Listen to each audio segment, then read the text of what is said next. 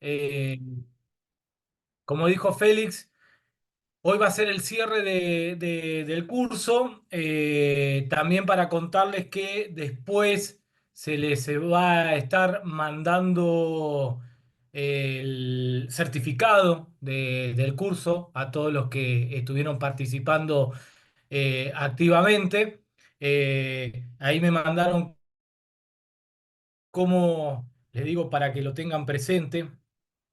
A ver, bueno, que se les va a mandar por mail. eh, a ver, Por mail en esta semana, Santi. ahí está. Por mail esta semana se le va a estar mandando el certificado de la participación en el curso. Y como bien dijo Félix, este es un curso que enmarcamos dentro de la Universidad Nacional de Avellaneda y particularmente en lo que es la carrera de economía de la UNDAB, que es carrera presencial, pero también en la especialización en estructura económica argentina, que es una especialización virtual que obviamente todos están invitados en algún momento a cursar. Eh, y como bien saben, bueno, nosotros fueron las primeras 4 clases de este curso, fueron sobre la economía de Milei. Ahí se tocaron distintos temas, pasando por el tema fiscal con Alex Carano y Fecho Iníguez. Después también se tocó el tema de fuga y deuda con Horacio Robelli, Felisa Micheli. Después trabajaron el tema de industria con Mariano Kestenborn y Roberto Feletti.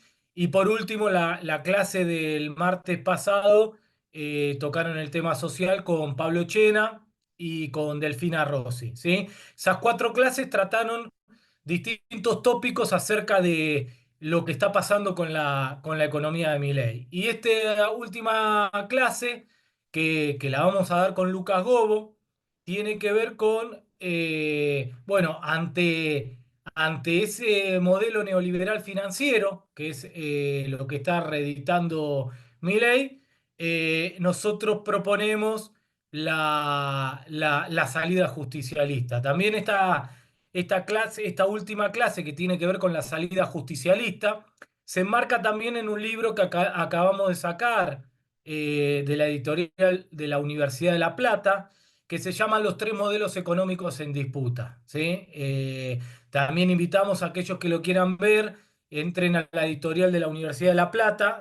Ese libro lo pueden leer en forma gratuita, está el link en la editorial de la Universidad de La Plata, y ahí ustedes pueden leer este libro que escribieron distintos economistas acerca de distintos aspectos, pero con esta idea, con esta filosofía que vamos a hablar hoy con Lucas Gobo. Justamente ese libro de los 3 modelos económicos en disputa lo editamos con los distintos economistas, como por ejemplo Delfina Rossi, Martín Burgos, Ernesto Matos, Crivelli, Tai Hackman. Por eso también los invitamos a leer y lo pueden bajar, reitero, en la editorial de la Universidad de La Plata en forma gratuita.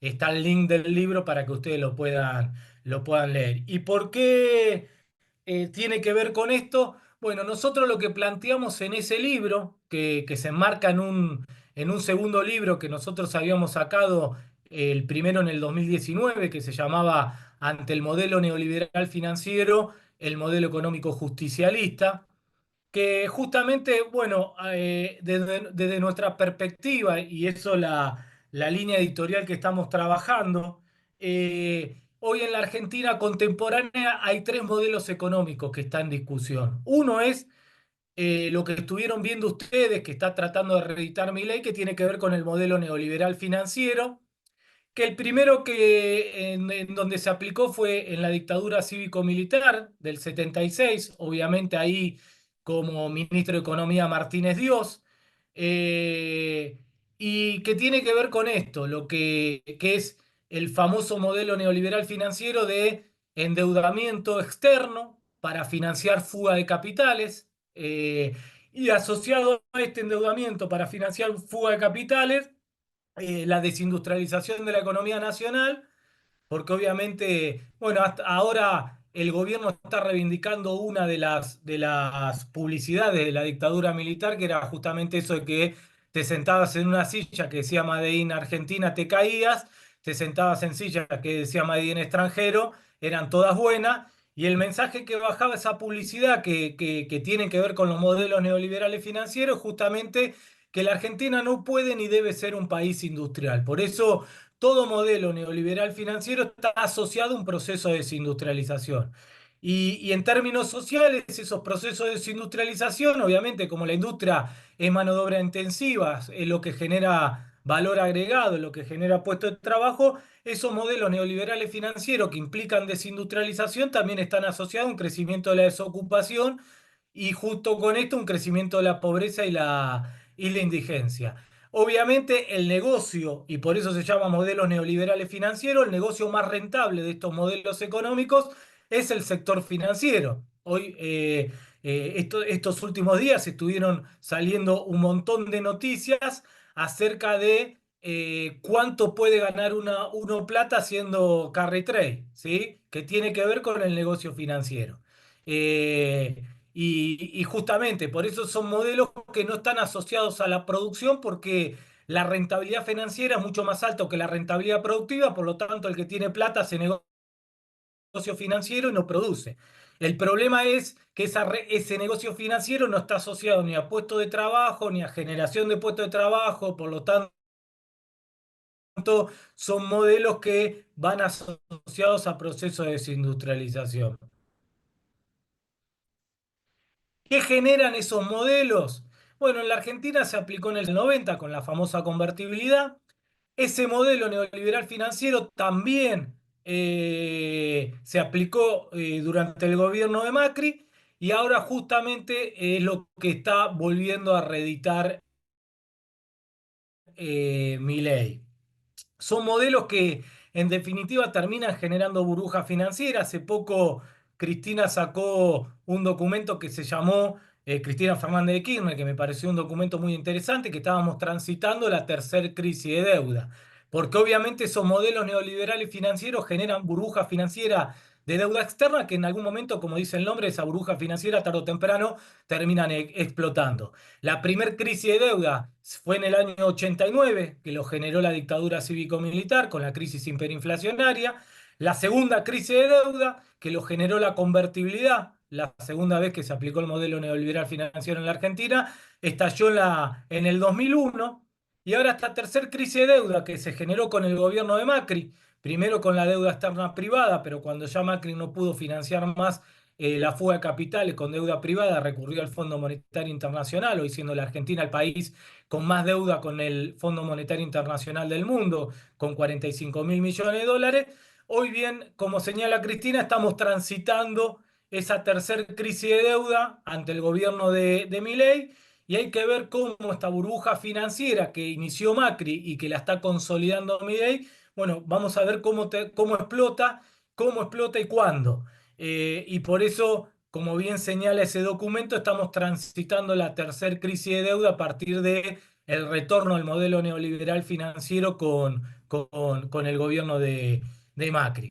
Ahora, ¿qué decimos nosotros y cuál es la filosofía y la línea editorial de nuestros libros, tanto ante el modelo neoliberal financiero, el modelo económico justicialista o este libro de los tres modelos económicos en disputa, que del lado de enfrente, es decir, del lado opuesto al modelo neoliberal financiero, que es lo que obviamente ninguno quiere, no hay un solo modelo económico en discusión con el modelo neoliberal financiero, sino que son dos modelos en discusión. ¿Y cuáles son esos dos modelos en discusión? Uno es lo que nosotros denominamos el desarrollismo, ¿sí? Y ese es el segundo modelo económico que está en discusión hoy, en disputa. ¿Y qué es el desarrollismo? Bueno, el que le puso el nombre al desarrollismo fue Frigerio en la época de Frondizi. No quiere decir que el desarrollismo por primera vez se aplicó en el gobierno de Frondizi. Después vamos a dar más detalle de eso, pero sí, Frigerio fue el que le puso nombre al desarrollismo. Y ese desarrollismo, ¿qué implica? ¿qué quieren los desarrollistas? Los desarrollistas, a contraposición de los modelos neoliberales financieros, están en contra de que la Argentina no puede ni debe ser un país industrial, y en eso nosotros, la verdad que nuestra línea editorial compartimos. Los desarrollistas están a favor de los procesos de industrialización de la economía nacional. Es más, Frigerio, Frondizi estaban a favor de que la Argentina tenía que ser un país industrial. Los desarrollistas no creen que el sector más rentable tiene que ser el sistema financiero, como sí creen los neoliberales financieros, no creen en los procesos de deuda y fuga de capital, y a contraposición, repito, ellos comparten y apoyan que la Argentina tiene que transitar un proceso de industrialización, y ahí nosotros podemos estar de acuerdo con esa visión de los desarrollistas. El problema es que cuando uno empieza a discutir los procesos de industrialización en cualquier economía, pero particularmente en la economía argentina, se tiene que preguntar es, bueno, ¿quién va a financiar ese proceso de industrialización? ¿Sí? Porque obviamente en la Argentina, como en cualquier país del mundo, los procesos de industrialización los tienen que ser financiados. Y ahí es cuando empieza la discrepancia o la diferencia entre el desarrollismo y lo que pensamos nosotros, que abregamos por lo que denominamos el modelo económico justicialista. ¿Por qué? Porque el desarrollista cree, no lo dice de esta manera, obviamente, pero sí Frigerio lo dijo en una frase. Frigerio dijo: las demandas sociales van a tener que esperar hasta que el proceso de industrialización se consolide. ¿Qué estaba diciendo Frigerio ahí? ¿Qué es lo que creen los desarrollistas?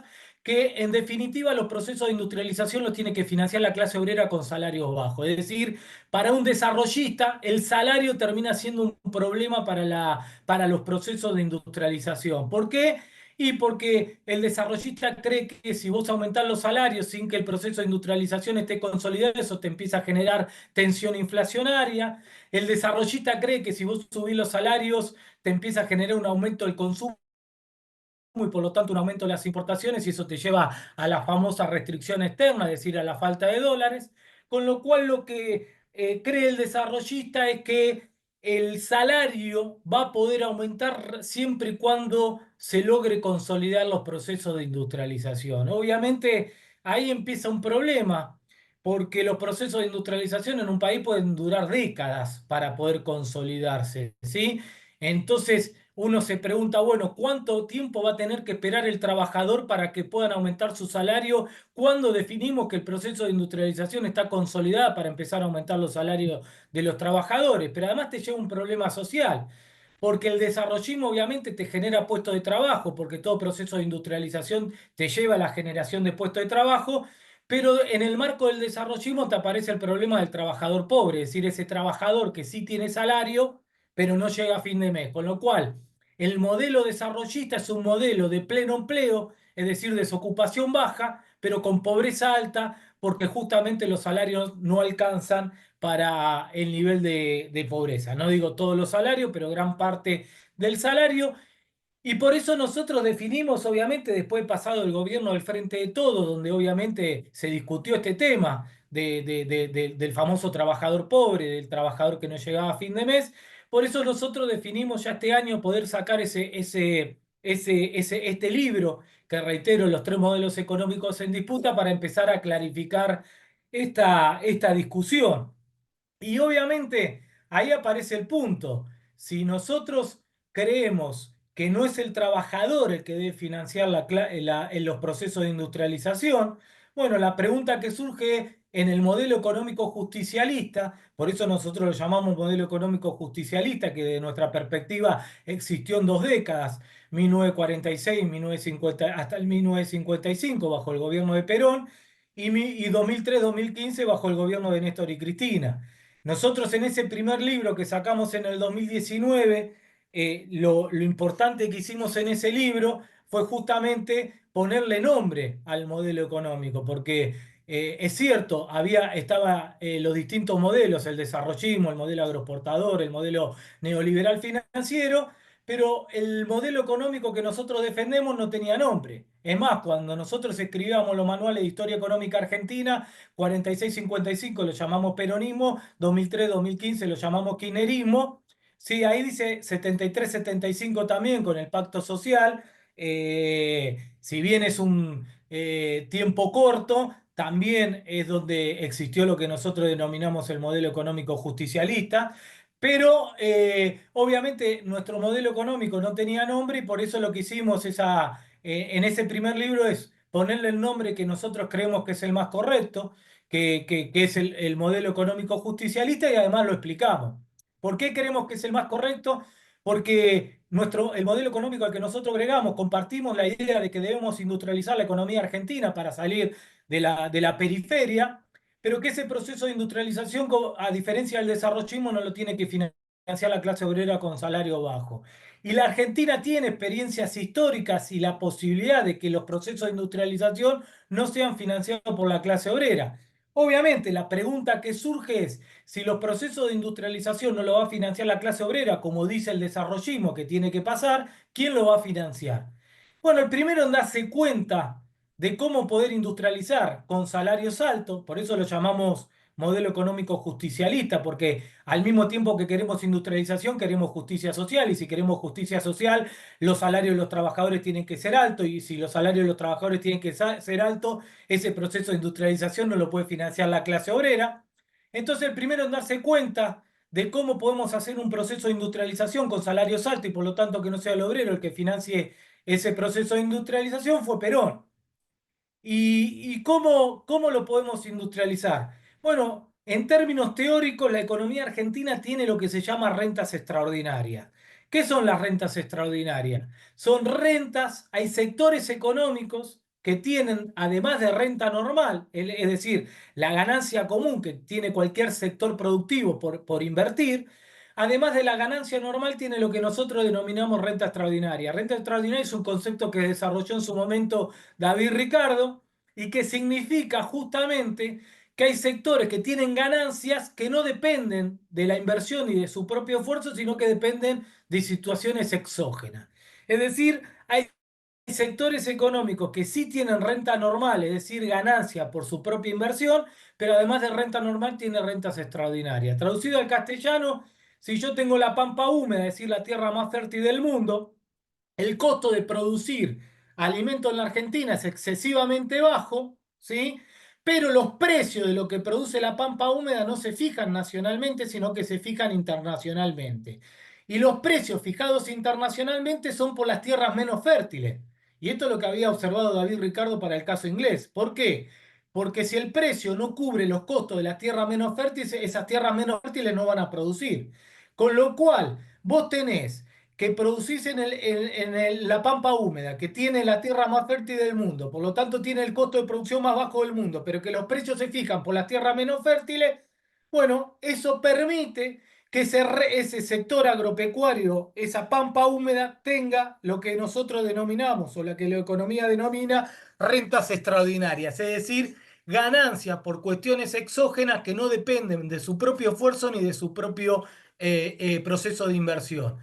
Eh, y esa, es esa diferencial entre el precio internacional de lo que el sector agropecuario exporta, menos el costo de producir grano en la Argentina, que reitero, por tener la pampa húmeda, es excesivamente bajo. Y eso es lo que la ciencia económica, a partir de David Ricardo, denominó renta extraordinaria. Y no solo el sector, no solo la pampa húmeda tiene rentas extraordinarias, hay varios sectores de la economía argentina que tienen rentas extraordinarias. El sistema financiero tiene rentas extraordinarias, el sector minero tiene rentas extraordinarias, el sector energético en general tiene rentas extraordinarias, el sector petrolero tiene rentas extraordinarias, el sector inmobiliario tiene rentas extraordinarias. Es decir, hay varios, bueno, los grupos económicos concentrados que producen insumos difundidos tienen, por ejemplo, rentas extraordinarias. Entonces, ¿cómo funciona el modelo económico justicialista? El Estado distribuyendo esas rentas extraordinarias para financiar el proceso de industrialización de la economía argentina, para que así, de esa manera, haya industria, haya puestos de trabajo, pleno empleo, pero que además la industria pueda pagar salarios crecientes y altos para que además de industria haya justicia social.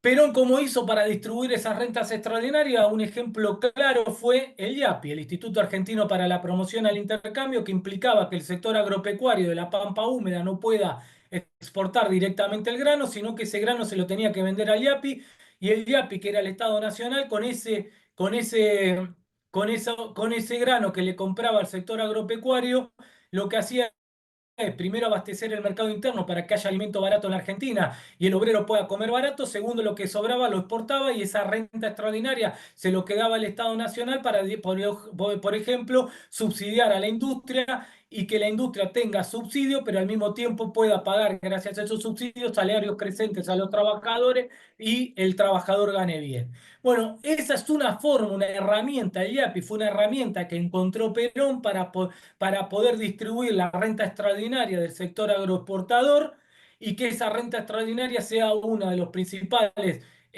financiamientos a los procesos de industrialización y no tenga que ser la clase obrera como plantea el desarrollismo. Otro ejemplo que hizo Perón fue la nacionalización de los depósitos bancarios, es decir, al sistema financiero argentino que hizo Perón 100% de encaje. Si bien había bancos privados, ese ahorro, que es ahorro de los argentinos que tienen los bancos privados, lo que hizo Perón 100% de encaje, por lo tanto le decía al sistema bancario argentino qué tenía que hacer con la plata que tenían depositados los argentinos en sus bancos. Y por ejemplo, ¿qué hizo Perón con eso? Tasa baja para la industria, para que la industria se pueda capitalizar, sacar crédito barato y comprar máquinas y créditos hipotecarios baratos para que el argentino pueda sacar crédito barato y poder tener su casa. Bueno, con la nacionalización de los depósitos bancarios es un ejemplo de una herramienta que desarrolló Perón para justamente distribuir la renta extraordinaria del sistema financiero para que esa renta extraordinaria del sistema financiero pueda financiar el proceso de industrialización con aumento creciente para los trabajadores y de esa forma, reitero, poder llegar al famoso 50-50 donde el 50% del Producto Bruto Interno se lo terminaba quedando la clase obrera bajo el gobierno de Perón entre el 46 y el 55. Ahí tienen la primera vez que se aplicó el modelo económico justicialista, donde no fue el obrero con salarios bajos el que financió el proceso de industrialización, como plantea el desarrollismo, sino que fueron las rentas extraordinarias de la economía nacional para que haya salarios altos para la clase obrera. Bueno, 2003-2015 pasó exactamente lo mismo, ¿eh? Con, por ejemplo, la nacionalización de las AFJP. ¿Qué eran las AFJP?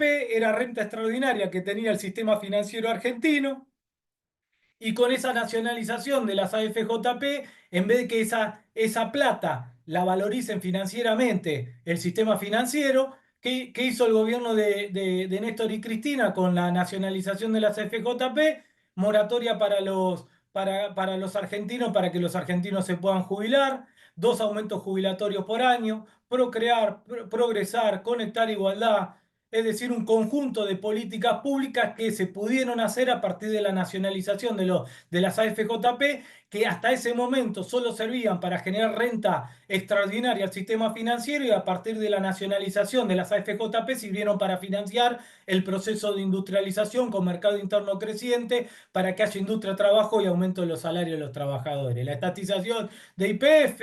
Bueno, la disputa por la resolución 125 también fue una discusión por la renta extraordinaria del sector agroexportador, que en ese momento tenía precios internacionales crecientes y cada vez más altos. Esa resolución 125 también fue una discusión por la renta extraordinaria. Bueno, al igual que Perón, pero con herramientas distintas, Néstor y Cristina lo que hicieron fue justamente construir un modelo económico justicialista a partir de la distribución de las rentas extraordinarias para que financie los procesos de industrialización.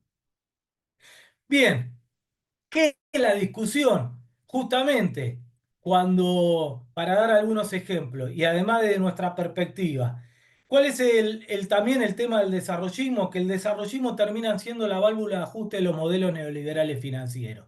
Es decir, de los modelos neoliberales en general, pero particularmente los modelos neoliberales financieros. Cada vez que explotan las burbujas financieras por las crisis de deuda de los modelos neoliberales financieros, se plantean los modelos desarrollistas como alternativa a la salida de esas crisis, porque de nuestra perspectiva lo que plantea el desarrollismo que las crisis de deuda, es decir, cuando explotan los modelos neoliberales financieros, sea la clase obrera lo que financie la salida de esas crisis de los modelos neoliberales financieros. Un ejemplo claro fue justamente la crisis del 2001. La primera salida, la crisis del 2001, que fue la salida de Dual de La Baña, era una salida desarrollista. Es decir, volver a industrializar, pero con salarios bajos. Y la diferencia que plantea Néstor, y me acuerdo por eso termina yéndose Roberto Labaña como ministro de Economía, porque Roberto Labaña claramente es un desarrollista, cuando le discute en el 2005 de que la Argentina empezaba a tener tensiones inflacionarias, Roberto Labaña, el diagnóstico que tenía de por qué en el 2005 empezábamos a tener tensión inflacionaria, el diagnóstico de Labaña era que estábamos sobrecalentando la economía, es decir, que estábamos aumentando los salarios por arriba de las posibilidades de la economía. Y justamente el diagnóstico de Néstor era totalmente distinto. Es más, en ese momento teníamos un 35% de pobreza, con lo cual una de las preguntas era si con 35% de pobreza estamos recalentando la economía. Bueno, ¿qué nos espera si llegamos a pobreza cero?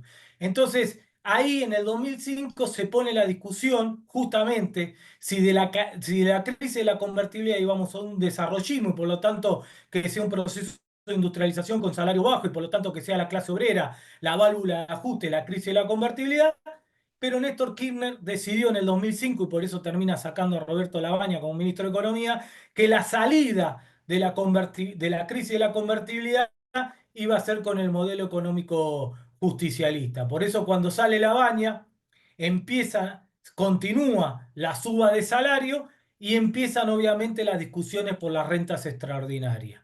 Este mismo esquema, ¿sí? Por eso a partir de Néstor, en vez de que la salida de la convertibilidad sea justamente un modelo desarrollista, lo que planteó Néstor es que la salida de la convertibilidad sea el modelo económico justicialista. Algo parecido, pero no con el modelo neoliberal financiero, pasó con la primera vez que se aplicó el desarrollismo en la Argentina, porque es cierto, yo le dije, el nombre de desarrollismo lo puso Frigerio en el gobierno de Frondizi, pero la primera vez que se aplicó el desarrollismo en la Argentina no fue con Frigerio en la época de Frondizi, sino que fue con la crisis del modelo agroexportador en el 30 cuando estalla la crisis de 1929 en el mundo, que es la conocida Gran Depresión, es decir, la crisis más profunda del sistema capitalista de producción, en ese momento histórico la Argentina tenía un modelo que se llamaba modelo agroexportador. ¿Qué era el modelo agroexportador? Bueno, producir grano en la Argentina para exportar a los países centrales y con las divisas que se conseguían de exportar grano, importar los bienes manufacturados principalmente en aquel momento de Inglaterra. Obviamente, cuando estalla la crisis de 1929, todos los países desarrollistas se vuelven proteccionistas y particularmente Inglaterra, cuando crea el famoso Commonwealth, que era comercial con las ex colonias inglesas. En ese momento, la Argentina, obviamente, porque no fuimos colonia inglesa, quedamos afuera del Commonwealth. En ese contexto se desploma el modelo agroexportador porque no podíamos exportar los productos agropecuarios por el aumento del proteccionismo en general y particularmente Inglaterra, y al no conseguir las divisas, porque no podíamos exportar, no podíamos importar los bienes manufacturados. Entonces, entonces lo que se empezó a desarrollar en la década del 30 fue justamente lo que se llamó la industrialización por sustitución de importaciones. Es más, en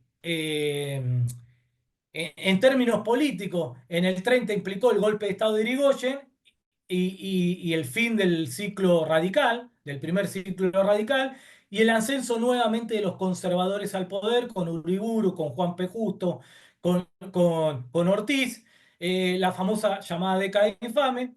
Y los conservadores lo que tenían en la cabeza era, bueno, tenemos que industrializar porque no nos queda otra la economía nacional por la famosa crisis del 29, por lo que yo había explicado, pero ¿cuál era el diagnóstico de los conservadores una vez que el mundo vuelva a la normalidad? Es decir, una vez que se salga de la crisis de 1929, retornamos al modelo agroexportador. Bueno, en esa década del 30, gobernada políticamente vuelta por los conservadores, hubo un proceso de industrialización de la economía argentina, pero con salarios bajos, es decir, hubo un proceso de industrialización financiado por la clase obrera, porque justamente es ahí cuando se aplica por primera vez lo que después se va a terminar llamando desarrollismo, era la clase obrera los que terminaban pagando en la década del 30 la crisis del modelo agroexportador.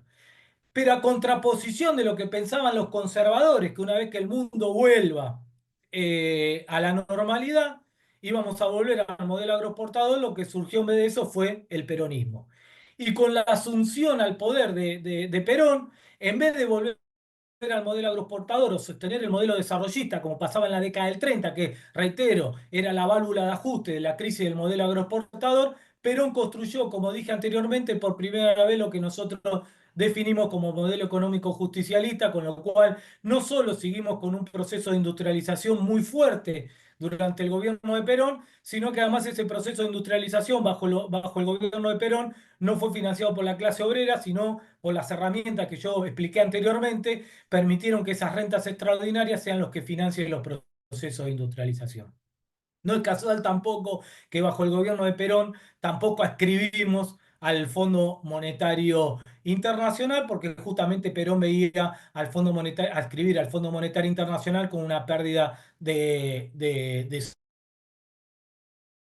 sí, en la inscripción al Fondo Monetario Internacional fue con el golpe de 55, con la asunción de Aramburu, que fue el hombre más fuerte del golpe de Estado a Perón. Recién ahí adscribimos al Fondo Monetario Internacional. Bueno, algo igual que pasó en la década del 30 con el surgimiento de Perón, algo igual pasó con la crisis como expliqué anteriormente, con la crisis del 2001, que en un primer momento con Duhalde y Labaña fue un intento de salir de la crisis de convertibilidad con un desarrollismo y que sea nuevamente la clase obrera los que paguen la crisis del modelo neoliberal financiero, hasta la asunción de Néstor Kirchner que define, y después Cristina, que definen que no sean los obreros los que paguen la crisis de la convertibilidad, sino que sean las rentas extraordinarias que financien los procesos de industrialización. Por eso después Luca Gobo lo va a mostrar con números. Son en esos periodos históricos del modelo económico justicialista donde más aumentan los salarios reales de los trabajadores y donde más aumenta la participación del salario en el Producto Bruto Interno, que son las consecuencias más importantes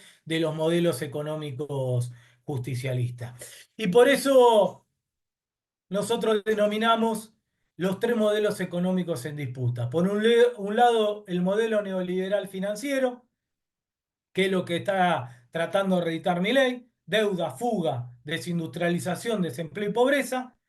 Y del otro lado, el desarrollismo, que es industrialización, pero financiado por la clase obrera, y que, reitero, terminan siendo la válvula de ajuste de los modelos neoliberales financieros, o el modelo económico justicialista, que sea industrialización, sí, pero financiado por las rentas extraordinarias de la economía nacional, que permitan, además de tener industria y trabajo, salarios altos para los trabajadores. Y por último, y para ir cerrando y dejándole paso a Lucas Bobo, nosotros lo que definimos es que ese modelo económico justicialista, en términos teóricos, está basado en dos corrientes.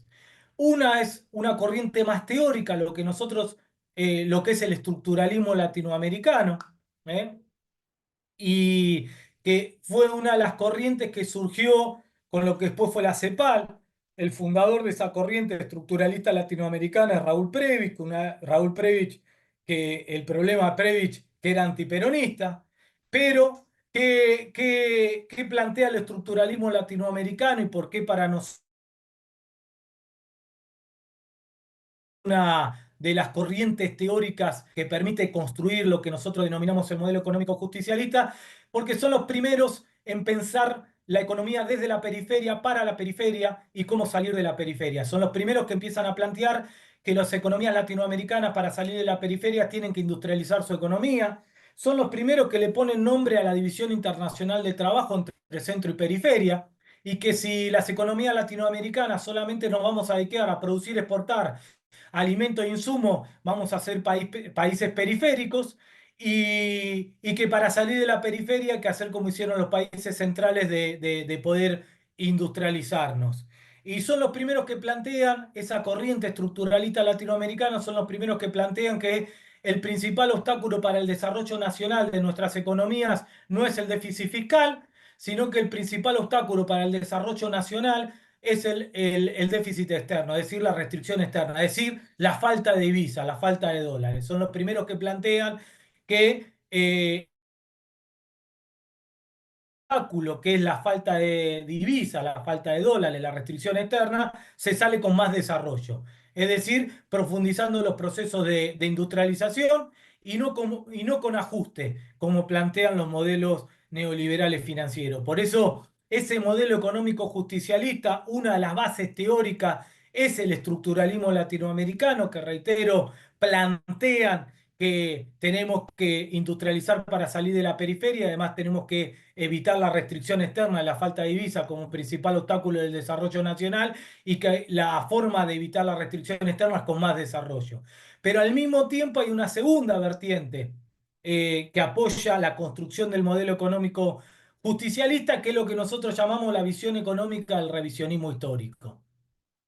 Que ustedes como saben, el revisionismo histórico no es una corriente económica, nace como la revisión de la historia mitrista de la historia, ¿sí? Esta idea de que la Argentina era potencia cuando en el modelo agroexportador, que teníamos el séptimo PIB per cápita, ¿sí? Que el único objetivo de nuestra independencia y la gesta de Belgrano y San Martín eran para exportar grano libremente a Inglaterra, que los federales eran todos barbarie y los unitarios eran la civilización, que Rosas fue un tirano, que Artigas fue un traidor. Bueno, esa visión mitrista de la historia que obviamente la construyó nuestro primer historiador, que fue Mitre, y que tiene que ver con la visión histórica de la oligarquía nacional, la empezó a romper el famoso revisionismo histórico, que empezaron a valorizar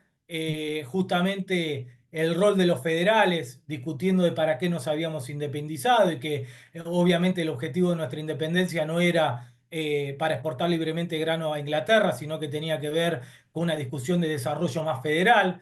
Fueron los primeros en que revalorizaron la figura de Rosas, la famosa vuelta de obligado, el Tratado de Aduana de 1835 hecho por Rosas, que fue la primera medida proteccionista para que se puedan desarrollar las provincias. Bueno, toda esa visión mitrista de la historia, perdón, toda esa visión revisionista de la historia en contraposición a la visión mitrista, tuvo además una visión económica. Hecha fundamentalmente por los forgianos, que nacen en 1835, cuando Alvear asume la presidencia del radicalismo para legitimar la década infame de los conservadores de la década del 30. En ese año rompen los irigoyenistas y construyen lo que se llamó Forja, con principalmente Jaureche y Scalabrini Ortiz, que son los primeros no solo de hablar de industrialización, también de la necesidad de industrialización de la economía nacional, sino que es esa visión económica del revisionismo histórico que empieza a hablar de justicia social. Por lo tanto, es más, las tres banderas del peronismo son las tres banderas desarrolladas por los forjianos, que tenían que ver una visión industrialista, una visión antiimperialista y una visión de justicia social y aumento de los salarios de los trabajadores, que no era lo que estaba pasando en la década del 30 por la salida desarrollista que tuvimos en la crisis del modelo agroexportador. Entonces, unir el estructuralismo latinoamericano con la visión económica del revisionismo histórico es la base teórica de sustentación de lo que nosotros llamamos el modelo económico justicialista, que además se aplicó del 46 al 55, del 73 al 75 y de 2003 al 2015, basado justamente en estas ideas del estructuralismo latinoamericano y de la visión económica del revisionismo histórico. Y esto es lo que nosotros denominamos el modelo económico justicialista, que de nuestra perspectiva es la única salida posible en la Argentina a los modelos neoliberales financieros que permitan, además de industrializar, tener justicia social en la Argentina. Bueno, ahora sí, dejamos lugar a Lucas Gobo y después obviamente le dejamos lugar a la pregunta. Muchísimas gracias. Muchas gracias, Gracias, Santiago, Santi. por tu participación. La verdad es que siempre es un placer escucharte, cómo nos metes en cada parte de la historia con lujo de detalle. Bueno, Lucas, ahora es tu turno. Te Muy cedo la bien. palabra. ¿Ahí ven bien la presentación? Sí, se ve bien. En el chat, si un caso pueden. ¿Se ve con pantalla completa?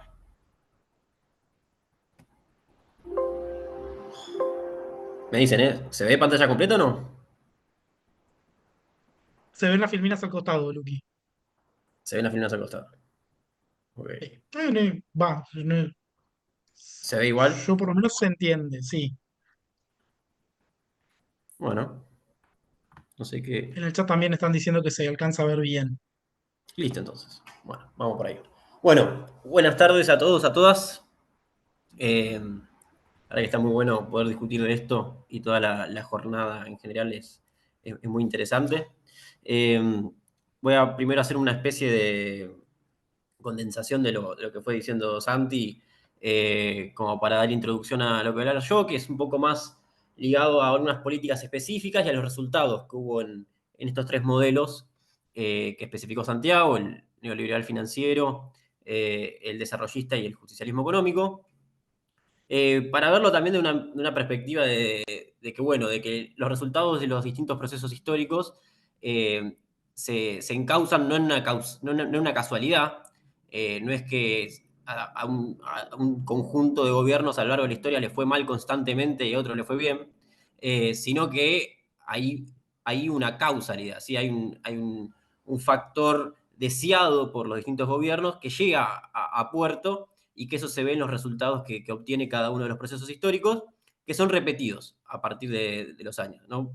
Después ahora vamos a ver, pero obviamente el peronismo lo vamos a encauzar entre el 45 y el 55, y después entre el 73 y el 75, o el 74, por el 75 ya es un poco más complejo, y finalmente entre 2003 y 2015.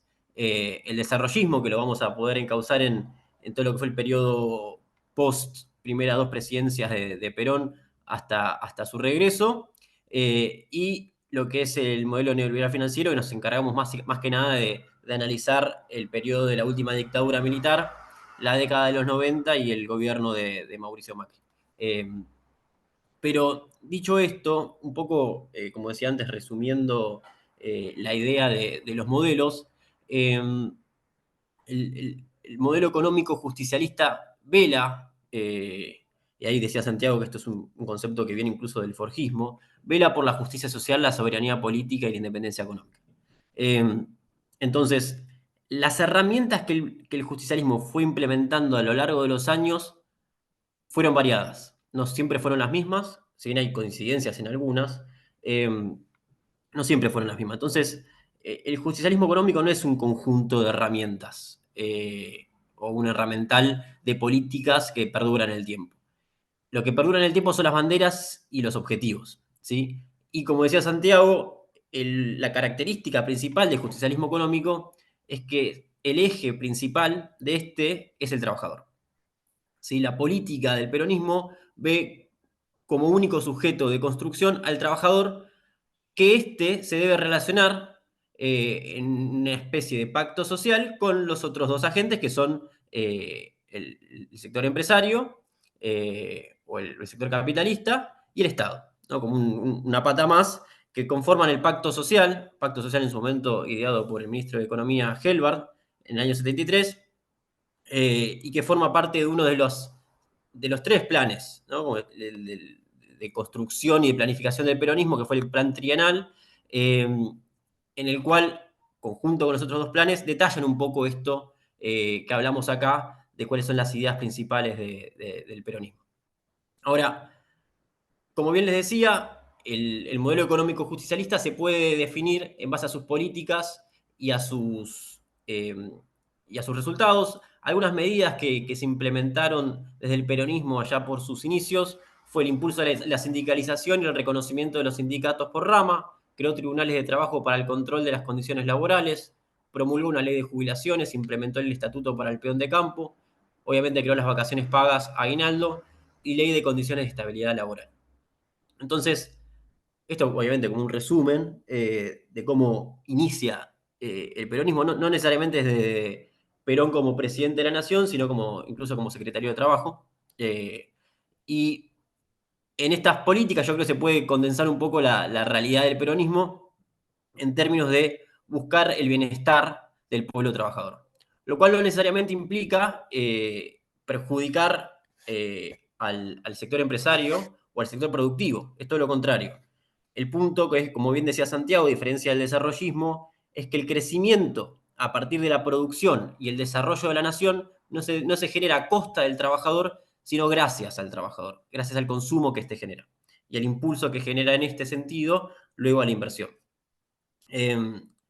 Bien, entonces, esto, bueno, un poco lo que decíamos antes, no hubo casualidades ni errores de cálculo, sino que la mayoría de los procesos históricos se logró el cometido inicial, al menos en términos parciales, ¿sí? Entonces vamos a ver estos resultados, ¿sí? Primero vamos a ver los resultados económicos del justicialismo.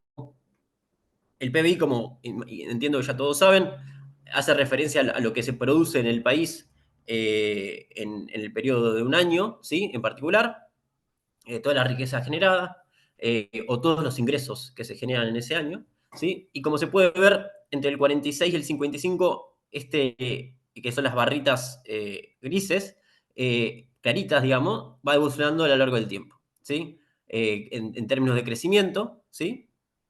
Y fíjense que pasa de un PBI a precios de ese momento de 130 millones a un PBI de 175 millones. Y a excepción del año 49 y 52, fueron todos años de crecimiento. Entonces, en general, fue un proceso exitoso en términos de crecimiento económico. El año 52 fue un año de... tuvo carácter... Luca, un Sí. Acerca un punto. No poco se cambia la la filmina, Ah, sigue siempre estando la misma. bien, bueno, ahora gracias. sí, Estás en ahí estás, ahí te dice, ahí estás en resultados la tercera económicos. filmina. ¿Ahora sí se cambia? Sí, Sí, sí. ahora sí se cambia. Bien, vamos a ver si achicamos un poco más entonces. Ahora sí, ok. Yo pensé que estaba pasando. Bueno, igual hasta ahora no mostré ningún gráfico, este es el primero, así que vamos bien. Bueno, entonces, el año 52 hubo una caída del 5%, fue el único año, digamos, de crisis, por así decir, o de recesión en el gobierno de Perón, que fue un año en el cual hubo un reajuste del modelo, eh, donde el IAPI empieza a tener otro tipo de planificación, donde se empieza a buscar la acumulación de dólares para poder continuar con el crecimiento, y fue un plan de estabilización exitoso, dado que en los próximos años permitió continuar creciendo el país, ¿sí?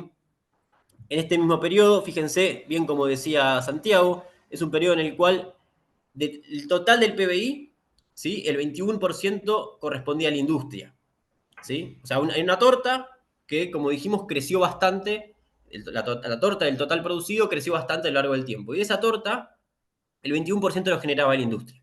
Para el año 55, el 28% lo generaba la industria. Entonces, el impacto de la industria, el peso de la industria que había en la economía aumentó. No solo aumentó la torta, sino que de esa torta más grande la porción de la industria fue mayor, ¿sí? Y como se ve, lo mismo, la mayoría de los años fue de crecimiento, sobre todo los primeros años, ¿sí? Es decir, hubo un impulso muy marcado en términos de industria en los primeros años del peronismo, que fue lo que permitió, a partir de ahí, mejorar la calidad de vida del conjunto de los trabajadores. Ahora, fíjense esto. Esta es la participación de los asalariados en el PBI. Es decir, nuevamente, si tenemos una torta, así que la torta corresponde a todo lo que se produce en el país, todos los ingresos del país, cuántos de los ingresos son de los trabajadores y cuántos de los ingresos son de los capitalistas o del empresario, ¿sí? Y fíjense cómo en el 46 era el 40% de los ingresos correspondían a los trabajadores y para el 54 pasa al 49,6%, casi el 50%, que es lo que se conoce como el 50-50, ¿sí? Ese famoso 50% que luego sí se alcanza finalmente, supera el 50% en el año 73, ya lo vamos a ver, y se vuelve a lograr en el año 2015 nuevamente. Bueno, y acá fíjense justamente, acá quedó en el gráfico el año 55, post derrocamiento de Perón, fíjense cómo rápidamente vuelve a caer la participación de los trabajadores en el PBI, una cuestión obviamente no casual. Entonces, luego entre el año 73 y 75, nuevamente lo que ocurre es un aumento del PBI, obviamente el 75, luego muerte de Perón, Rodrigazo, el plan de estabilización, congelamiento de salarios, de evaluación de Celestino Rodríguez, pero fíjense como entre el 73 y 74, los 2 años de gobierno de Perón, vuelve a crecer el PBI nuevamente, y la participación de los trabajadores, que recuerden, cuando se va Perón estaba en el, ven acá, ¿no? 49,6%. Cuando vuelve a Perón al poder está en el 42%. Es decir, la habían llevado a la participación de los trabajadores en el PBI al mismo punto que se encontraba previo a su asunción. y en el 74 vuelve al 50%. ¿Sí? De vuelta, ¿qué significa esto? Que la economía está creciendo, que se está desarrollando la industria, pero que además lo hace con los trabajadores cada vez teniendo más parte de los ingresos de esa economía. ¿Sí? Entonces, ¿cómo se logra esto? Bueno, teniendo datos un poco más actuales y más específicos que lo tenemos del año 2003 a 2015, lo que se ve es que la evolución de los salarios y el PBI evolucionan en el mismo sentido, ¿no? Lo que tenemos ahí, la liñita negra, muestra la evolución del PBI entre 2003 y 2015. Obviamente crece muchísimo, aumenta aproximadamente un 85%, y los salarios aumentan un 120%. ¿Qué significa esto? ¿Ven como medio como que la línea del salario se acerca bastante a la del PBI? Bueno, esto significa básicamente que el salario fue el impulso del crecimiento entre 2003 y 2015. El crecimiento que se dio lugar en este periodo se da gracias al crecimiento de los salarios. Es decir, el consumo fue el motor de este crecimiento. Lo cual tiene todo sentido, porque el PBI, no sé si todos lo saben, pero está compuesto por distintos factores: inversión, gasto del Estado, consumo, es uno, exportaciones menos importaciones. Bueno, lo que es el consumo representa el 70% del PBI. Entonces, lógicamente, que si aumentan los salarios, aumenta el consumo y por ende va a aumentar el conjunto de la economía, de la producción de la economía. Acá esto mide la desigualdad, el coeficiente de Gini. Cuanto más cerca de 1, en este caso de 100, es más desigual. Cuanto más cercano de 0 es más igual. ¿Sí? Es decir, que no hay diferencia entre los deciles, se dice, de la economía, ¿sí? Entre las distintas personas de la economía.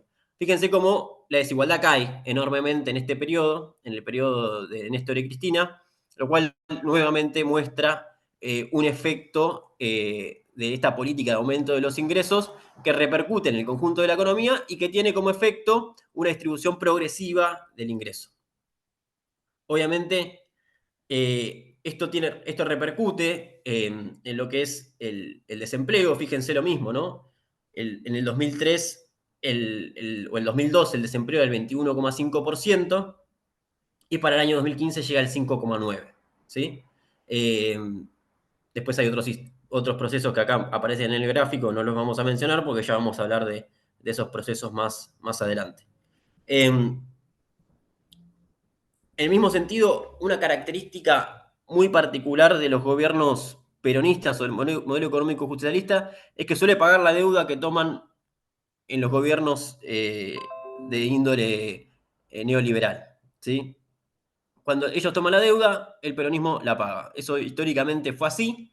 Y acá se ve el peso que tiene la deuda en relación al PBI. Es decir, de todo lo que produce la Argentina, ¿qué peso tiene la deuda? Por así decir, yo tengo un kiosco, ¿no? Y tengo una deuda de 10 millones de pesos, y mi kiosco produce en un año 10 millones de pesos. Bueno, entonces mi deuda es el 100% de mi producción. Entonces el 100% del PBI del kiosco, por así decir. Ahora, supongamos que el kiosco ya no es un kiosco y es no sé, un vendedor mayorista de insumos para kiosco, y mi producción anual no es de 10 millones, sino de 100 millones, y mi deuda se mantiene en 10. Entonces la deuda representa el 10% de la producción de mi empresa de venta a kioscos. Entonces, esa es la relación que hay entre la deuda y el PBI. Y fíjense cómo el peso de la deuda en el PBI pasa del 140% en el 2002 a un 60%, en realidad un 40%, perdón, en el 2015. ¿Sí? Acá están apareciendo todas las ventanitas del Zoom. Bueno, entonces, eso demuestra nuevamente el impacto que tuvo el pago de deuda entre 2013 y 2015, que esto obviamente se da en gran medida por el acuerdo que se hace en el 2005 del pago al FMI, al acuerdo no, en realidad el pago en general que Néstor hace de 9.800 millones de dólares al FMI, más los acuerdos con los privados que había hecho un año atrás, donde se hizo una reestructuración general de la deuda, que hubo más de 70% de quita de capital. ¿Sí? Bien, entonces ahora vamos a pasar al desarrollismo. Voy a abrir un segundo el chat. quiero ver si hay alguna consulta, algo particular, no para hacer comentarios, pero sí si alguien preguntó algo, hay algo que no se entienda, si no se entiende, después más adelante opiniones y consultas generales, pero algo no se entendió o se entendió todo. No, por ahora no ha habido ningún comentario, Luqui. Bien, seguimos entonces. O no se entendió nada o se entendió todo. Vamos a suponer que se entendió todo. Bueno, Ahí te pusieron todo. todo, bien, me alegro. Eh, bueno, desarrollismo. Entonces, hasta ahora, resumiendo lo que fue el modelo económico justicialista, que es lo que más me interesa que se lleven, se puede resumir que hubo crecimiento, mejoró la desigualdad, es decir, bajó la desigualdad, se pagó la deuda, aumentó los niveles de empleo, es decir, bajó el desempleo, y el crecimiento se empujó principalmente por un proceso de industrialización y de mayor participación de los trabajadores en el PBI. ¿Sí? Como resumen. Ahora, ¿qué pasa con el desarrollismo? ¿Cuáles son los resultados del desarrollismo? Que no son los resultados sueltos, sino que surgen de políticas explícitas implementadas por el desarrollismo. Acá hay como muchas discusiones de qué es desarrollista, qué no. Digo, si Alfonsín fue desarrollista, si no lo fue. Para evitar eso, agarramos el único periodo sobre el cual no hay discusión, que fue desarrollismo, y es entre el 55 y el 72. Un periodo que se enmarca en un contexto internacional de sustitución de importaciones también, por cierre de la economía, ¿sí? Porque el mundo estaba en un proceso similar. Acá se continúa con ese proceso de industrialización por sustitución de importaciones, pero la diferencia es que independientemente del gobierno que hubo en este periodo, gobiernos de índole militar, ¿sí? O gobiernos explícitamente desarrollistas, como fue por ahí Frondizi, o radicales, como el de Ilia, tuvieron la característica de ir en contra o ver al trabajador como un costo que había que minimizar. Obviamente hay matices en esto, no fueron todos los gobiernos iguales, pero en general se podría hacer un poco ese resumen. Entonces, en este periodo, ¿qué pasa entre el 55 y el 72? Bueno, fíjense, efectivamente el PBI continúa creciendo, ¿sí? El PBI en este periodo eh, crece en el periodo de 18 años o 17 de proscripción del peronismo, con algunos años de crecimiento, otros de caída, pero efectivamente continúa el crecimiento que se venía trayendo de años anteriores, y digamos que no es algo que efectivamente cambie. Ahora, fíjense el salario. Este es el salario medio, es decir, el promedio que ganan los trabajadores con una base 100. Es decir, como lo tomamos como que el trabajador en el 54 ganaba 100, en el último año del gobierno, del segundo gobierno peronista, ¿cómo evoluciona a partir de ahí? Y vemos que para el año 72, si alguien ganaba 100 pesos en el 54, pasó a ganar 69. ¿Sí? Esto no es que efectivamente le bajaron el sueldo, sino que evolucionó por debajo de la inflación, ¿no? Entonces hay una pérdida muy fuerte del salario. Fíjense que esa pérdida fuerte del salario se da en este contexto, ¿sí? En el contexto de crecimiento de la economía. No en un contexto de crisis muy particular, no. Fueron 17 años continuos en los cuales la economía más o menos creció todos los años, más o menos, pero en general creció todos los años, y el salario cayó. Perdón, me están llenando de ventanas. Y el salario cayó. Ahora, fíjense esto. La participación de los asalariados en el PBI, obviamente, ¿qué pasa? Como ya habíamos visto antes, cae, se derrumba. Este derrumbe que tiene en un principio, para el año 59, después se termina estabilizando. Ahí cuando entra el gobierno de Ilia, y vuelve a bajar y vuelve a estabilizarse, pero siempre en valores muy por debajo del 50-50. Los distintos procesos históricos en Argentina medio que estancaron la participación de los trabajadores en el PBI en torno al 40%. Y los gobiernos peronistas los llevaron más cerca del 50%. Siempre fue como ese rango. Y bueno, entonces hasta ahí.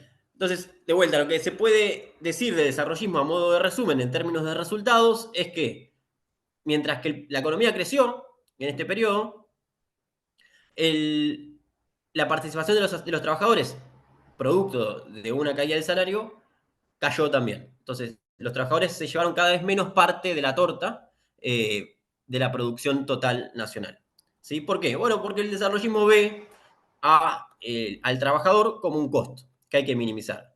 Y que de esa forma se puede desarrollar el país. Obviamente, esto tiene un impacto muy negativo en el conjunto de los trabajadores, y algo que mencionaba Santiago como argumento que tiene el desarrollismo en ese sentido, es que si los trabajadores consumen mucho, demandan muchas importaciones, ¿no? Entonces, esto lo que genera es la necesidad de dólares que en vez de usarse en la producción se usan para importar. Bueno, no sé, porque el trabajador antes solamente comía algo de carne, arroz y demás, y ahora quiere un iPhone, poner. Entonces, hace falta importar iPhones y los iPhones, eh, bueno, se producen afuera. Entonces, eh, ¿cuál es la realidad? Si ese es el argumento, la realidad es otra. Y es que del 2000 para acá, si en un momento esto tuvo algún factor de cierto, ¿sí? Que mismo en el 52 parte del plan de estabilización de que hizo Perón fue un pedido de baja del consumo al trabajo, no congelando salarios, pero sí pidiendo que el trabajador ahorre y que no consuma tanto para poder reestructurar en ese contexto la salida de déficit de divisas. Pero fíjense que hoy, desde el 2000 a la fecha, del año 2000 al año 2024, de 24 años solamente 4 hubo déficit de balanza comercial en bienes. ¿Sí? Es decir, déficit de balanza comercial en bienes, ¿qué significa? Que los bienes exportados son más chicos que los bienes importados. Así que se importó más de lo que se exportó. Solamente 4 años hubo de déficit. Ahora, casi todos los años, la gran mayoría, excepto por 5, perdón, hubo déficit de balanza de pagos. ¿Qué significa eso? Que sacando la parte de los bienes, cuando uno ve servicios también y pago de deuda, giro de remesas al exterior, es decir, la plata que los empresarios sacan para afuera, ahí sí la mayoría de los años da déficit, ¿sí? Da pérdida de dólares. Entonces el problema no está tanto hoy en día, en el mundo actual, y las características actuales de nuestro país, en la balanza comercial, en lo que entra y sale de bienes. Es decir, si el trabajador se quiere comprar un iPhone. El problema está en la fuga de deuda, en la fuga de capitales y en los pagos de deuda. Fuga de capitales por el lado de mayormente los empresarios y pago de deuda por la deuda que toman los gobiernos neoliberales, que generan un vacío de dólares en ese sentido. Esto como para tenerlo en cuenta y contrarrestar un poco el argumento del desarrollismo. ¿Sí? Ahora, el modelo neoliberal financiero, ya un poco, medio que todos entiendo que sabemos los resultados, pero vamos a enumerarlos. Obviamente también eh, ven al trabajador como un costo o como algo deseable de suprimir ya directamente. Y vemos como entre el 75 y el 82, en, en la última dictadura cívico-militar, el salario cayó casi un 50%. ¿Sí? Pasa de valer 100 a valer 54. En ese mismo periodo el PBI se cae, ¿sí? Se derrumba. Obviamente esto es sabido, ¿no? Ya a partir del año 80 el modelo entra en crisis, a pesar de la gran toma de deuda que generan y que les permite un shock de ingreso de divisas muy fuerte, porque estos son gobiernos que suelen tener apoyo muy fuerte de las instituciones de crédito internacional y demás. A pesar de esto, fue un gobierno que agotó muy rápido su modelo, o mejor dicho, que cumplió con el cometido, depende de la forma que se lo vea, pero que el Producto Bruto Interno cayó fuertemente. Como decía antes, esto se da a pesar del impacto y el aumento de lo que significa la deuda en el PBI. Como decía antes, esto es el peso que tiene la deuda, el pago de deuda en el PBI. ¿Cuánto peso tiene? Fíjense, pasa del 3% al 6%, la duplican.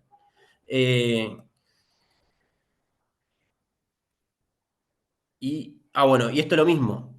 El mismo proceso ocurre a partir de los 90. El peso de la deuda en el PBI para el año 99, después entra en default el año 2001, entonces ya no cuenta, pero para el año 99, lo mismo. pasa de 3, ¿se acuerdan que antes del 75 era el 3% y ahora llega al 10 prácticamente? Entonces, esto para que se entienda, de todo lo que se produce en la Argentina, un 10% tiene que ir a pagar deuda. Todo lo que producimos todos los argentinos, lo que trabajamos, lo que produce el empresario, lo que produce el campo, lo que produce el trabajador, todo eso, el 10% tiene que ir a pagar deuda. Antes de que llegue la última dictadura militar era solo el 3%. Y estos valores se siguen manteniendo altos. Eh, es algo que, digamos, los niveles de deuda actuales del país se mantuvieron altos, si bien bajaron bastante entre 2013 y 2015, nunca llegaron a los valores previos al 76. Y obviamente entre 2016 y 2019 vuelve a ocurrir nuevamente lo mismo, habiendo recibido en 4 o 5% del PBI el servicio de deuda sobre PBI, en 2019 llega por encima del 10, que es un récord histórico, producto de lo que fue la toma de deuda récord que llevó a cabo el gobierno de Mauricio Macri. Entonces voy a dejar de compartir, un cierre sin el gráfico. En conclusión, entonces, un poco resumiendo todo esto, el modelo económico justicialista vela por el bienestar de los trabajadores a partir de la implementación de políticas específicas que fueron variando en el tiempo, pero que siempre tuvieron como objetivo impulsar el consumo de los trabajadores y así generar crecimiento y desarrollo económico. Esto bajo un esquema de fuerte planificación. Si hay algo que caracteriza al modelo económico justicialista es la planificación eh, económica y cómo esto impacta luego en resultados específicos en términos de trabajo, de consumo y de industrialización. En contraposición, el desarrollismo, y hay un texto que escribió Santiago creo que era, no sé, no, realidad económica, no me acuerdo, que es el desarrollismo como válvula de escape. Un poco el desarrollismo termina siendo, como bien dice ese título, la válvula de escape, que es la salida del modelo neoliberal financiero cuando este entra en crisis. ¿Sí? ¿A qué se refiere esto? Bueno, cuando el modelo neoliberal financiero entra en crisis, como sucede en la década del 90, el desarrollismo termina siendo una válvula de escape para el poder económico para poder salir de esa crisis sin un aumento del salario de los trabajadores. Es decir, lograr el crecimiento de la economía nuevamente sin que esto implique una mejora en las condiciones para los trabajadores y en ese mismo sentido una pérdida de poder o un cambio en el status quo para el sector empresarial, ¿sí? o la oligarquía nacional. Entonces, el desarrollismo es la válvula de escape en muchos casos de lo que es el modelo neoliberal financiero y significa, en todo caso, el crecimiento de la economía, porque en términos generales hubo experiencias desarrollistas donde generó un crecimiento económico a costa de los trabajadores. ¿Por qué? Bueno, porque ven al trabajo como un costo. Y finalmente el modelo neoliberal financiero que genera, bueno, un aumento muy grande de la deuda, históricamente siempre son procesos de fuerte endeudamiento, y que tiene un impacto muy fuerte en el corto plazo, obviamente, en términos de salario, pero que además generan un impacto a largo plazo también, porque la toma de deuda no se ve el impacto que tiene en estos datos que mostramos recién, luego en el futuro. Digo, cuando otro gobierno tiene que destinar parte de sus ingresos, parte del trabajo de todos nosotros, a pagar esa deuda, es dinero que no se puede usar en hacer obra pública, en hacer puentes, en realizar infraestructura. Entonces, hay un impacto en el largo plazo en esa toma de deuda. ¿Por qué estos gobiernos suelen tomar deuda? Bueno, porque como lo dice el nombre, es un modelo de acumulación financiera, ¿sí? que se caracteriza normalmente por implementar lo que se conoce como bicicleta financiera, ¿no? El carry trade, se le dice economía. ¿Qué significa este carry trade? Bueno, básicamente vienen capitales del exterior, esto sucedió en los 90, sucedió en el 2016 y está sucediendo nuevamente ahora. Vienen capitales del exterior, invierten en deuda argentina, ¿sí? Deuda que está nominada en una tasa de interés que es por encima de la tasa de devaluación, ya no se compara con la inflación, sino con la tasa de evolución del tipo de cambio, y lo que se le garantiza a estos capitales es entrar, poder poner esto en una deuda nacional, que evolucione a una tasa de interés fija que es por encima de la evolución del tipo de cambio, y esto genera ganancias extraordinarias en dólares. Un ejemplo de esto fue las Levax en el año 2016 con Mauricio Macri, que daban tasas del 38%, posterior devaluación, no sé si se acuerdan, salía del cepo 2015, Macri devalúa de 9 pesos el tipo de cambio oficial a 13. En el 2016, después de eso ya no aumenta más, el tipo de cambio se mantiene fijo hasta fines de 2017, y la tasa de interés de la Levax era del 38%. Entonces, luego de un año y medio aproximadamente, los capitales que trajeron dólares a la Argentina se llevaron un 75% en dólares al plazo de un año y medio. Entonces, imagínate, vos venís con 100, pasa un año y medio, tenés 175. Negocio.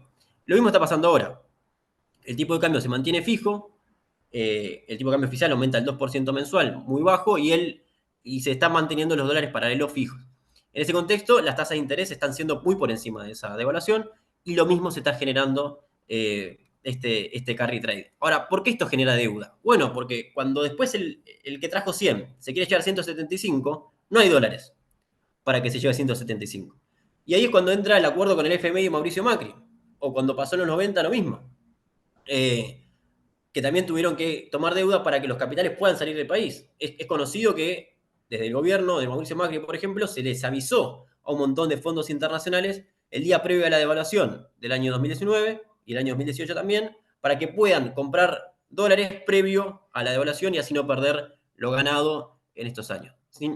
Básicamente lo que se tomó, la deuda que se tomó con el FMI en el año 2018 de 47 mil millones de dólares, efectivos, porque en realidad era de 45 mil millones de dólares, que eran de 57 mil millones de dólares, esa deuda que se tomó fue para garantizar que los capitales puedan sacar el dinero que en su momento habían ingresado. Entonces, es un modelo que básicamente a costa del trabajo presente y futuro que se necesita para pagar esa deuda, genera ganancias extraordinarias en el mundo financiero. Entonces, ahora sí, para terminar,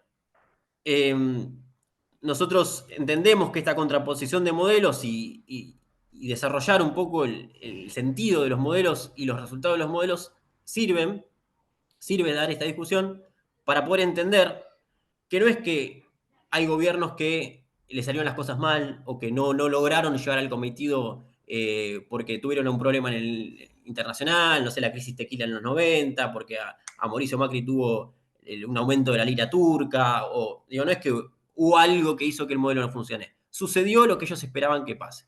Y era generar ganancias extraordinarias en el mediano plazo para el modelo financiero y que los trabajadores pierdan poder adquisitivo. Ese era el motivo de estos modelos y lo cumplieron. En contraposición, con todas las dificultades que hubo en cada uno de los casos y obviamente un montón de cosas a resolver y a repensar en los distintos procesos, el modelo económico justicialista logró las mejoras en lo que es el crecimiento económico y el desarrollo económico con distribución del ingreso. ¿Sí? Que esto obviamente está relacionado a las tres banderas del peronismo, que son la justicia social, la soberanía política y la independencia económica. Bueno, por mi parte ya está. No sé si quieren que ahora pasemos, Santiago, algunas preguntas o algunos comentarios y Sí, vos le dirás. pido que a todos los que quieran hacer preguntas, que levanten la mano o las escriban en el chat y vamos a seleccionar tres al azar. Muchísimas gracias, Lucas, por tu participación.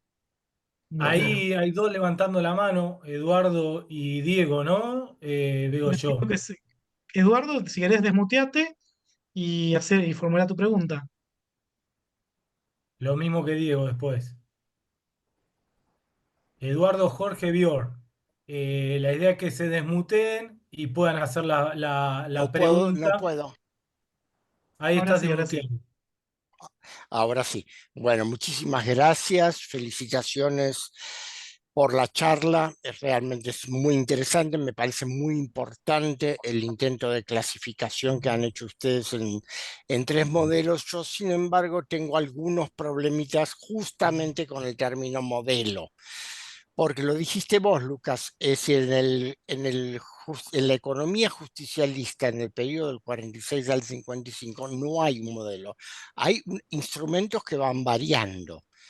es decir, no es lo mismo la política económica que aplica Miranda con la que aplica Gómez Morales, con la que se aplica con el segundo plan quinquenal, que en realidad, que además el segundo plan quinquenal a partir del 52 es muchísimo más que un plan económico porque se basó en 100.000 propuestas de la población. Es decir, fue un proceso de plebiscitación directa. Fíjate vos que incluso en aquella época en las universidades no había carrera de economía, se enseñaba economía política o política económica. El concepto fundamental, lo que sí tenemos, es el concepto de justicia social, que va mucho más allá de la distribución del ingreso. Es decir, el concepto de justicia social que es un concepto que viene de la doctrina social de la Iglesia, se dirige a la búsqueda del equilibrio, a la búsqueda permanente del equilibrio social. Para eso es necesario mejorar el ingreso de los trabajadores. Sí, pero también requiere una cantidad de medidas de ajuste permanentes y constantes. Por supuesto, la reforma económica, como dice la primera versión de la doctrina peronista del 47, es la que consolida la reforma social, y después viene la reforma política para consolidar la reforma económica. O sea, la política económica es un instrumento en la búsqueda de la justicia social. Entonces, el peronismo no es ni estatista ni industrialista. El industrialismo es uno de los instrumentos del peronismo. Pero en el día de hoy, en las condiciones sociales y económicas de hoy en el mundo actual, hay otros instrumentos también para la búsqueda de la justicia social, como es, por ejemplo, la economía del cuidado, o como es, por ejemplo, la economía ecológica, que son instrumentos muy importantes. Yo estoy completamente de acuerdo con ustedes en que la captura de la renta parasitaria, de las rentas extraordinarias, es uno de los instrumentos, sobre todo al principio, muy importante. Echo un poco de menos que no hayan hablado sobre el control de cambios y el control, es decir, la reforma de la ley de entidades financieras de la dictadura. ¿Podrá ir Este, redondeando, compañero, por favor? Sí, voy terminando. Pero digamos, lo que nosotros necesitamos es un concepto económico, conceptos económicos, por supuesto, pero necesitamos un concepto más amplio, adecuado a las necesidades actuales de la justicia social. Hagamos una cosa, dejemos que sigan preguntando y después redondeamos para no hacer preguntas y respuestas, porque si no va a quedar más largo. Dejemos a Dale, Diego, que es el otro que está levantando la mano, y después hablo yo, habla Lucas, respondiendo las distintas preguntas. ¿Te parece? dale. Ahí, Diego, fíjate si te podés desmutear. Dale, dale. Ahí se me Ahí escucha está bien. desmuteado. ¿Se me escucha Sí, bien? se escucha. Sí, se te Perfecto. escucha. Bueno, voy a hacerlo cortito igual. Son 6, bueno, son un montón. Convenios colectivos de trabajo, tercerización, precarización laboral, timba financiera, ninguneo y maltrato de la militancia, reprivatizaciones, malversación de fondos, no protección de la soberanía, consumismo y narcotráfico. Esto estuvo en todos los gobiernos y viene hace 48 años. En las épocas más bonitas o menos terribles, también se padecieron otras circunstancias. Muchachos, vamos a ser realistas. Yo soy peronista de hace 45 años que escucho la doctrina. Sé poco de economía, pero entiendo. No soy economista, pero conozco a la mayoría de los que hablan de economía. Y la vivo. ¿Hasta cuándo vamos a justificar cosas que tenemos que rever y solucionar en el mismo movimiento y en la misma ideología de todos los ciudadanos? Acá, el que tiene más laburo y son todos responsables. El que le perdonan la deuda y son todos responsables. Y cuando no se permite que la pesca sea para los ciudadanos y sea para las multinacionales, y cuando se permite que la minería y el saqueo de todos los recursos, sea para los demás, son todos responsables. Lo mismo cuando hace la importación indiscriminada, pudiendo fabricar acá nosotros mismos. Nos hicieron mierda la cultura, compañeros, ¿qué me están diciendo? Nos destrozaron la cultura de trabajo, la cultura de la vocación, la cultura de ser más humanos y ser solidarios con el que tenemos al lado. Cuando estamos padeciendo todo y ninguno se quiere acercar a ninguno por no ensuciarse con nada. Y sí, sí, porque fulanito justificamos un montón. Muchachos, si no tomamos conciencia de las cosas, esto no lo cambiamos más. El mundo está estallando por todos lados. Y el único faro que es de la humanidad es la Argentina. Estamos todos en una nube de pedo, la mayoría. Este es mi humilde comentario y quisiera que se llamen un poco al análisis y a la reflexión, ¿sí? Espectacular todo lo que dijeron, pero hay que repasar, muchachos. Bien. Ricardo, Gracias, Diego. Ricardo Nara, ahí también de Muteate y después también la doctora Escata. Los dos. Ricardo de Muteate y puedes hacer Ricardo, la ya pregunta. seguramente te puedes Hola, desmutear. Ah, hola, ¿me escuchan? ¿Me sí, Sí, se te escuchan? escucha Sí, perfecto. perfecto. Sí, ¿qué tal? Buenas tardes. Bueno, repitiendo todo lo que dijeron los anteriores, excelente exposición en estas clases que nos ayudan a comprender un poco más la realidad y, y viendo para el futuro, porque ya la economía peronista y todos los modelos desarrollistas y neoliberales, lo que tenemos dado en años ya lo conocemos, pero está muy bien que se reafirme toda la bibliografía con respecto a la economía. Mi pregunta es la siguiente, viendo el futuro, a Fraschina, que yo lo tengo visto, que estuvimos ahí en la UNAM, y al otro economista muy bueno, a Gogo, muchacho, atento al carry trade impresionante que se están llevando todos los delincuentes que están ingresando al país. ¿Cuándo creen que realmente esto va a explotar? Esa es mi pregunta, cortita y al pie para que otros puedan exponer. Porque yo Muchas gracias, Ricardo. creo que va a ser lo más importante en este momento. ¿Cuándo va a explotar esto? O sea, me gustaría saber, de acuerdo a sus informaciones, que ustedes manejan el número del Banco Central, la caja diaria y las reservas, ¿cuándo explotaría el tema? Me parece que va a ser mucho antes de lo que uno piensa. Gracias, los felicito a Muchas todos. gracias, Ricardo. No sé si te voy a doctora poder responder con Doctora esa Escata, primera, Escata, Ricardo. la última pregunta. Ya se podés desmutear seguramente. Sí, dos preguntas en realidad. La primera, ¿por qué creen que los industriales que se ven beneficiados con los gobiernos justicialistas son tan antiperonistas? Esa es una. Y la otra, ¿cuándo vamos a dejar de pagarle la deuda y la fuga a los neoliberales y a los vivos? ¿Qué piensan? Muchas bueno, no gracias. sé Bueno, si y ahora hay los invitados van a alguna poder otra responder. pregunta, alguien que quiera levantar la mano antes de que hable Lucas y yo. No sé si hay alguien para hacer alguna pregunta que quiere levantar la mano. Ahí está José José María. María, ahí, José María. José María. Volví a levantar la mano, José María, por favor. José María, ¿estás ahí? No puedo hablar, Ah, dice. está, no Bueno, pude hablar. ¿algún otro que quiera levantar la mano y preguntar? ¿No? Lucas, ahí Ahí, Gerardo. Gerardo. Bueno, Gerardo, el último. Ya te podés desmutear, Gerardo. No, yo hice la pregunta en el chat, la podés leer. Es muy cortita. Uh, Si querés, léela, Gerardo, porque hay 150. Ahí. Sí, mejor decila porque no hay un montón en el chat.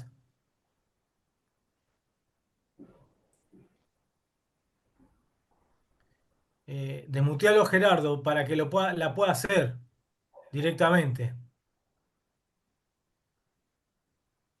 Y si no, a Bueno, Francisco y a Gastón. Ahí está Gastón Gerardo, Robledo. ahí te ¿Acepto? podés, ahí ya ¿La puedo podés hablar. hacer? ¿La Sí, puedo sí, hacer? Sí, por sí, favor, ahí está. dale. No, muy sencillita. El kirchnerismo para mí creó más consumidores que militantes. Eso produjo que del 54% de Cristina pasemos a nuevas demandas de esos consumidores y por eso hoy estamos como estamos. Esa es la pregunta. Bien. Pará. ¿Qué? No, yo no ¿Luca? entendí la pregunta. ¿Generó más consumidores que militantes? No entendí. Perdón, pero no. Bueno, ¿entendiste por Ahí ahí? está. Yo no. No, sí, como que creo que la idea esta de que el kirchnerismo, esta idea de que sacás de la pobreza y lo llevas a clase media y después empiezan a generar más demandas, Ok, eh, ahí entendí. Bien, no entonces había interpretado. siempre están Perfecto. insatisfechos, Bien. esa idea. Gastón y Francisco, y con eso terminamos. Gastón Robledo y Francisco, que Gastón, tienen ahí la te mano desmuteé. levantada. ¿Eh? ¿Cómo Ahí está están? Gastón. Ah, por ahí. No, el mío es cortito y tiene que ver con el tema de la deuda. Lo pregunté en el chat.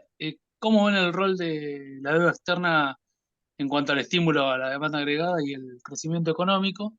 Y si consideran que en un contexto como el que tenemos de recesión, puede ser beneficioso el endeudamiento como motor del crecimiento. Y último, Francisco, también, si te desmuteás, podés hacer la pregunta. Francisco, Francisco, ahí te podés desmutear. ahí estás desmuteado, ¿eh? Ah, me tenían que desmutear ustedes. ¿Me escuchan? Sí, Sí, Sí, se te perfecto. escucha bien. Yo puse la pregunta en el chat. No pongo imagen porque la conexión no es buena. Estoy en La Pampa. Léela si Simplemente podés, era, Francisco, por favor. ¿eh? Que leas la pregunta, por favor.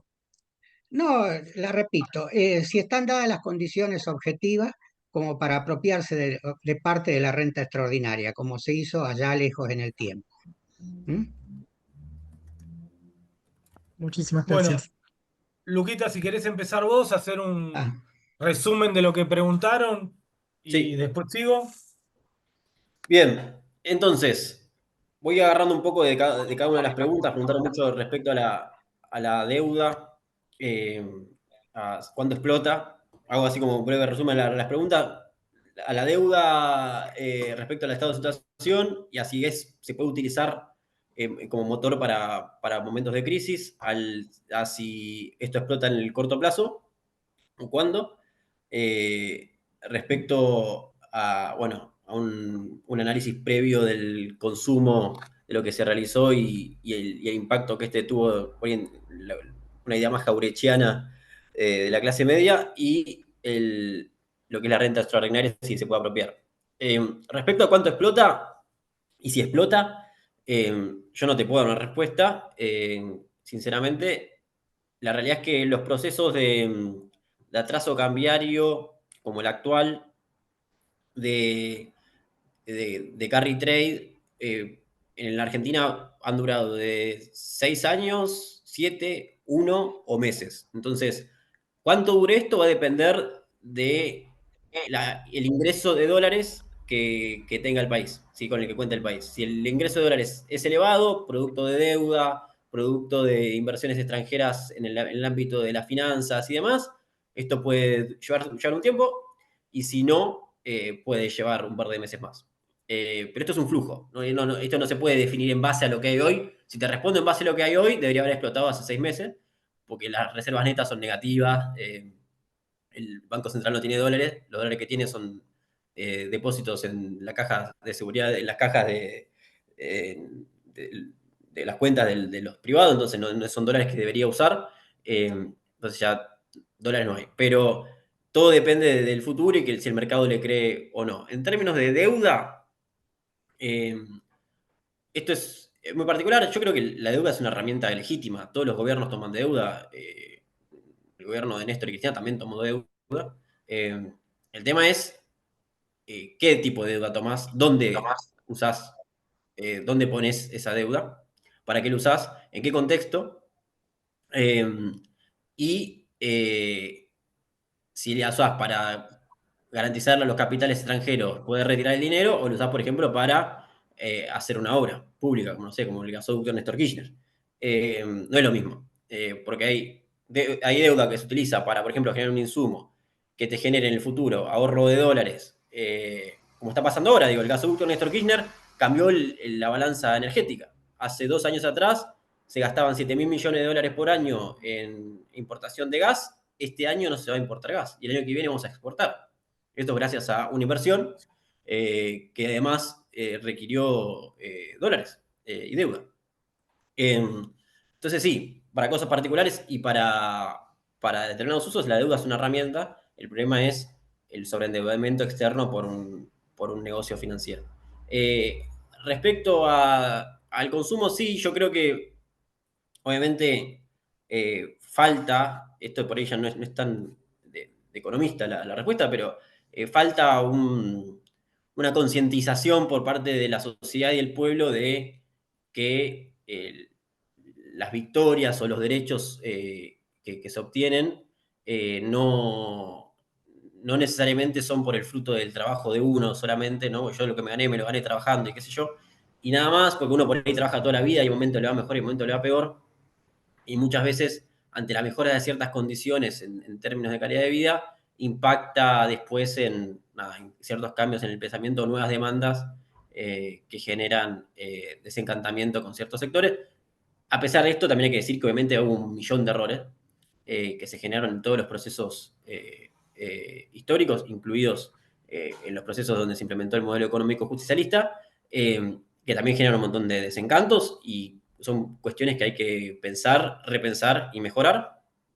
Pero sí, coincido que obviamente las mejoras en términos de poder adquisitivo y consumo no siempre derivaron en una concientización del rol del Estado en ese factor.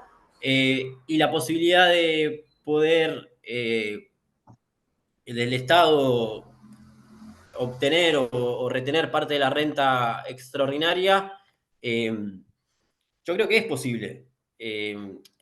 La situación ahí es, la discusión creo, y Cristina está hablando mucho de eso, de la nueva estatalidad y demás, es bueno, ¿cuál es el rol del Estado en esa retención de la renta extraordinaria? Si es muy participativo o solamente tienen que generar ciertas condiciones para que los trabajadores mejoren su poder adquisitivo y de esa forma mejore la paridad en términos de participación de los trabajadores en el PBI y naturalmente ellos obtengan parte de esa renta. Creo que la discusión va más por ahí, por el herramental ante la posibilidad. Yo creo que la posibilidad siempre está. El tema es cómo. Pero bueno, si querés, Santi, te dejo a vos para el resto. Yo para complementar y después cerrar, a ver, nosotros lo que definimos acá son modelos económicos, ¿sí? O sea, más allá de la primera pregunta, ¿qué es un modelo? Obviamente un modelo tiene que ver con el modelo de acumulación, es decir, cómo vos estás acumulando. Ese modelo además no es permanente, vos vas variando y cambian las herramientas. La construcción del modelo económico justicialista en el 46 utilizó unas herramientas, ejemplo el IAPI y la nacionalización de los depósitos bancarios. Esas herramientas que vos utilizaste para construir el modelo económico justicialista en el 46 no son las mismas que vas a usar en el 2003 porque el contexto nacional e internacional no es el mismo. Entonces las herramientas cambian. Ahora, la filosofía del modelo es el mismo. ¿Qué significa la filosofía del modelo? Lo que vos buscás. Y tanto en el 46 como en el 2003 lo que se buscaba es la justicia social y el pleno empleo. Entonces, con herramientas distintas. En el 73 Perón usó el pacto social. Bueno, es una herramienta distinta hecha por Gelba. Ahí tienen para la pregunta de la compañera de los industriales. No todo industriales antiperonistas. Tenemos el ejemplo palpable de Gelbar, que construyó en el 46 con Perón la CGE para competir con la UIA, porque sí, la UIA era totalmente antiperonista, pero la CGE no. Y vos tenés ahí en Gelbar el ejemplo de un industrial peronista que construyó el pacto social, que fue una herramienta para construir el modelo económico justicialista del 73 al 75. Eh, Ahora, las herramientas cambian, la filosofía del modelo no.